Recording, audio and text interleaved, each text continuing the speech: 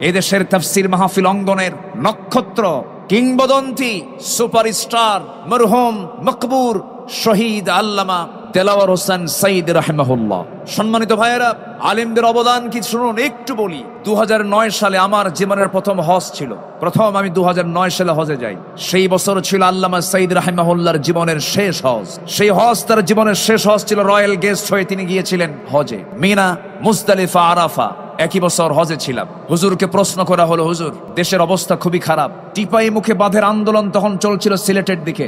সেই সময়ে তাকে বলা হলো দেশে আন্দোলন চলছে, ওইদিকে মামলাও রেডি হয়ে গেছে, ট্রাইব্যুনাল গঠন হচ্ছে, আপনার মনে হয় এই দেশেই থেকে যাওয়া ভালো হবে, সৌদি গভর্নমেন্ট আপনাকে নাগরিকত্বও দিবে, আপনি দেশে থেকে যান। উনি মুস্কি হাসি মেরে বললেন, সাইদি পালায়া থাকে না। কি সাইদি পালায়া থাকে না? আমার দেশ, আমার সংগঠন, আমার কর্মী, আমার নেতা বিপদে থাকবে, সাইদি পালায়া থাকবে বাইরে। এই চরিত্র রাসূল আমাকে শিখান নাই। উনি বাইরে থাকেন।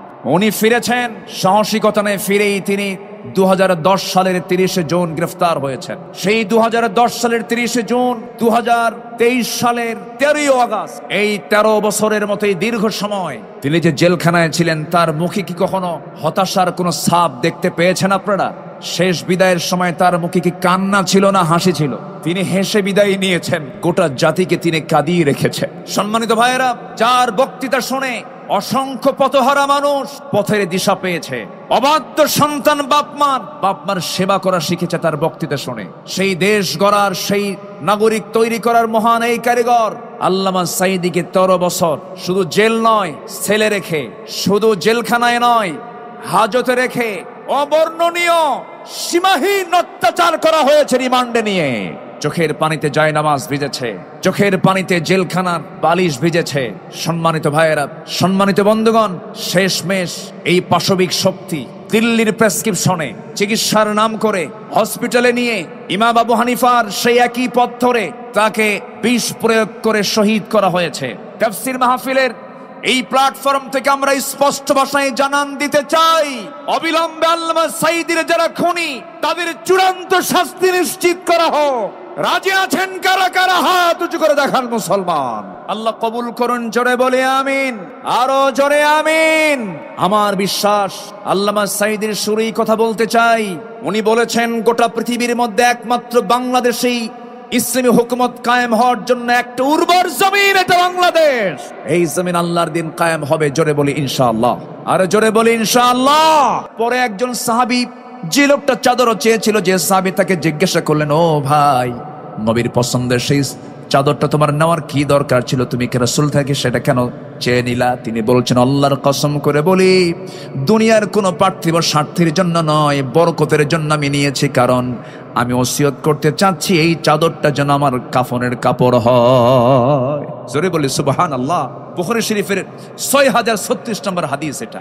সম্মানিত ভাইয়েরা, এই জন্য আমরা উদার হব সামাজিক কাজে, দরিদ্রদের ব্যাপারে আমরা উদার হব। জোরে বলি ইনশাআল্লাহ। নাম্বার 5, রাষ্ট্রীয়ভাবে ইসলামী শিক্ষা প্রতিষ্ঠিতকরণ। অকর রব্বি জিদনি ইলমা। আমার রাসূল যুদ্ধবন্দীদের মুক্তি দিতেন শিক্ষার বিনিময়ে। আল্লাহু আকবার বলেন।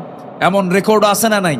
রাসূল শিক্ষার জন্য খুবই নিবেদিত প্রাণ ছিলেন। নাম্বার 6, আন্তর্জাতিক সম্পর্ক স্থাপন। আল্লাহ রাব্বুল আলামিন বলেন, وَإِن جَنَحُوا لِلسَّلْمِ فَاجْنَحْ لَهَا وَتَوَكَّلْ عَلَى اللَّهِ إِنَّهُ هُوَ السَّمِيعُ الْعَلِيمُ। সূরা আনফাল আয়াত নাম্বার 61। যদি তারা সন্ধির প্রতি ঝুঁকে পড়ে, তাহলে তুমিও তার প্রতি ঝুঁকে পড়ো এবং ভরসা করো কার উপরে? আসতে বলবেন না, কার উপরে? আমার নবী মদিনা রাষ্ট্র থেকে তিনি রোম সম্রাট হেরাক্লিয়াসকে চিঠি লিখেছেন, মিম মুহাম্মদ সাল্লাল্লাহু আলাইহি ওয়াসাল্লাম ইলা হেরাকালকে লক্ষ্য করে তিনি চিঠি লিখেছেন, আসলিম, আত্মসমর্পণ করো। এই যে জোরালো একটা চিঠি তার কাছে লিখে দিলেন রোম সম্রাট হেরাক্লিয়াস। এই চিঠিখানা পড়ে সভাসদবৃন্দকে ডাক দিয়ে বলতেছে, ও সভাসদবৃন্দ, এই যে চিঠিখানা যার পক্ষ থেকে এসেছে, মদিনার রাষ্ট্রের রাষ্ট্রপতি মুহাম্মদ সাল্লাল্লাহু আলাইহি ওয়াসাল্লামের পক্ষ থেকে এসেছে। এই চিঠির ভাষা প্রমাণ করে হেরাক্লিয়াসের পায়ের নিচের এই মাটির অংশ মুহাম্মদ একদিন দখল করে ছাড়বে। জোরে বলি আল্লাহু আকবার। আমরা কোনো রাশাকে ভয় পাবো না, আমরা কোনো পরাশক্তিকে ভয় পাবো না। রাশা বাঁচাবে না, আমেরিকা বাঁচাবে না, হিন্দুস্তান বাঁচাবে না, কেউ আমাকে বাঁচাবে না, কেউ আমাকে রক্ষা করতে পারবেন না, আমাকে বাঁচাবেন তিনি কে? কার বড় প্রমাণ? কোন গোয়েন্দা সংস্থার রিপোর্টে ছিল না 5 আগস্টের এই প্রেক্ষাপট তৈরি হবে। এটা করে দিয়েছেন তিনি কে? আসতে বলেন তিনি কে? যুব সমাজ, এই রক্তকে ভোলা যাবে না। নবীর আদর্শ উজ্জীবিত হও। তোমার হাতে আগামীর বাংলাদেশ, আগামীর নেতৃত্ব তোমার হাতে। কোন চোর, বেঈমান, চরিত্রহীন, লম্পট, চাঁদাবাজদের হাতে কোন নেতৃত্ব আমরা দেব না। আল্লাহ কবুল করুন, জোরে বলি আমিন, আরো জোরে আমিন। নাম্বার 7, বিপদে আপদে সংগ্রামের সমস্ত পরিস্থিতিতে মহান আল্লাহর উপরে পূর্ণ তাওয়াক্কুল করা, মহান আল্লাহর সাহায্যের ওয়াদা। এটা ছিল নবীর রাষ্ট্রের একটি গুরুত্বপূর্ণ দিক। রাসূল সবসময় ভরসা করতেন কার উপরে? আসতে বলবেন না, কার উপরে? আমার বিজয় কার হাতে? বিয়াদিকাল খাইর, সব কল্যাণ কার হাতে? অত ইজ্জু মান তাশা অত যিল্লু মান তাশা, কার হাতে? আল্লাহর হাতে। ইদহুমা ফিল গার ইদ ইয়াকুল লিসাহিবিহি লা তাহজান ইন্নাল্লাহা মা'ানা ফাআনজালাল্লাহু সাকিনাতাহু আলাইহি ওয়া আইয়াদাহু বিজুনুদিন লাম তারাউহা। আল্লাহু আকবার বলেন। সম্মানিত ভাইয়েরা, সময় কম, আমি সামারাইজ করে বলছি। নাম্বার 8, ন্যায়ের পথে নিজেকে অবিচল রাখা। পরিবার ও সমাজে ন্যায় শৃঙ্খলা প্রতিষ্ঠা করা ছিল রাসূলের রাষ্ট্রের একটি গুরুত্বপূর্ণ নীতি, একটি মূলনীতির একটা অংশ ছিল। আমরাও এদিকে খেয়াল করব, জোরে বলি ইনশাআল্লাহ। নাম্বার 9 হচ্ছে পরামর্শ ভিত্তিক নেতৃত্ব। নেতৃত্ব হবে একক না পরামর্শের ভিত্তিতে? বলেন, আমার রাসূলের রাষ্ট্রের একটি গুরুত্বপূর্ণ অংশ ছিল, রাসূল এমনকি স্ত্রীর কাছ থেকেও পরামর্শ নিয়েছেন। আল্লাহু আকবার বল। সম্মানিত ভাইয়েরা, সম্মানিত দ্বীনি বন্ধুগণ, আর 2টা পয়েন্ট আমি বলতে চাচ্ছি।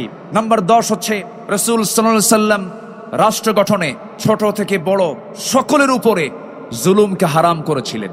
এমনকি একটা প্রাণীকেও তিনি জুলুমের শিকার হতে দেননি। জোরে বলি আল্লাহু আকবার, জোরে বলি আল্লাহু আকবার। আমার নবীজি একদিন এক আনসারীর খেজুর বাগানে প্রবেশ করলেন। হঠাৎ করে একটা উট তার দৃষ্টিগোচর হয়। উটটি নবী করিম সাল্লাল্লাহু আলাইহি সাল্লামকে দেখে কাঁদতে লাগলো এবং তার চোখ দিয়ে অশ্রু গড়িয়ে পড়ল। রাসূল উটটির কাছে গিয়ে তার মাথায় হাত বুলিয়ে আদর করলেন এবং উটটি কান্না থামালো। তিনি জিজ্ঞেস করলেন, এই উটের মালিককে? আমার নবীজি উটটির মাথায় হাত রাখলেন, কান্না থেমে গেল। রাসূল প্রশ্ন করলেন, মার রাব্বু হাদাল জামাল লিমান হাদাল জামাল? ফাজা ফাতা মিনাল আনসারি ফাকালা লি ইয়া রাসূলাল্লাহ ফাকালা আফালা তাত্তাকিল্লাহ ফি হাদিহিল বাহিমাতিল্লাতী মাল্লাকাক আল্লাহু ইয়াহা ফাইন্নাহু শাকা ইলাইয়া আন্নাকা তুজিউহু ওয়া তুযইবুহু। রাসূল বললেন, শোনো, তুমি যে এই উটটাকে না খেয়ে রেখেছ, উট আমার কাছে এসে নালিশ দিল, তুমি নাকি তাকে খেতে দাও নাই, তাকে ক্ষুধার্ত রেখেছ। রাসূল এমন রাসূল ছিলেন যার রাষ্ট্রে একটা উটের খবরও আমার রাসূল রেখেছেন। জোরে বলি সুবহানাল্লাহ, জোরে বলি আল্লাহু আকবার। আমরা এমন রাষ্ট্রকে আমরা আমাদের দেশে দেখতে চাই। আল্লাহ কবুল করুন, জোরে বলি আমিন। নাম্বার 11 হলো জাতীয় এবং আন্তর্জাতিক পর্যায় থেকে আসা সকল হুমকি ভয়ভীতিকে তোয়াক্কা না করে দিন প্রতিষ্ঠার সংগ্রামে আল্লাহর উপরে পূর্ণ আস্থা এবং দৃঢ়তা নিয়ে চলা। সকল আস্থার জায়গা আমাদের একটাই, সেটা হচ্ছে তিনি কে? আসতে বলবো না, তিনি কে? নাম্বার 12 হলো ছোট পরিসর থেকে বড় পরিসর প্রতিটি স্থানে তাকওয়া ভিত্তিক নেতৃত্ব গড়ে তোলা। কি ভিত্তিক? বলেন, কি ভিত্তিক? তাকওয়া ভিত্তিক নেতৃত্ব গড়ে তোলা। যেই নেতৃত্বে তাকওয়া থাকবে। সাইয়েদনা ওমর ফারুক অসুস্থ হয়ে পড়লেন। অসুস্থ হয়ে তার মধুর প্রয়োজনের জন্য তিনি বললেন, না, আমি মধু দিয়ে সুস্থ হতে চাই না, মধুর প্রয়োজন, কিন্তু আমার জনগণ সবাই তো মধু খেতে পারে না, আমাকে যদি অনুমতি দেওয়া হয় মধু পান করব। চিন্তা করে দেখুন কি পরিমাণ তাদের মধ্যে জনগণের জবাবদিহিতার চিন্তা মাথায় ছিল। আমার বন্ধুগণ, ওমর ফারুকের কথা যদি শুরু হয়ে যায় সহজে তো শেষ হওয়ার কথা নয়, বহু আলোচনা ছিল। সাইয়েদনা ওমরের মতো একটা শাসক আল্লাহ পাক আমার দেশে আল্লাহ পাক দিয়ে দেন। জোরে বলি আল্লাহুম্মা আমিন, আরো জোরে আল্লাহুম্মা আমিন। আমি কথা আর সামনের দিকে বাড়াতে পারছি না। আমার পরবর্তী মেহমান আমার অত্যন্ত কাছের, আমার হৃদয়ের, আমার অগ্রজ, দেশ বরেণ্য আলেমে দ্বীন, টেকেরহাটের সম্মানিত পীর সাহেব মুজাহিদ মুহতারাম মাওলানা কামরুল ইসলাম সাইদ আনসারী হাফিজাহুল্লাহ, তিনি এসেছেন, আমার ডান পাশে বসেছেন।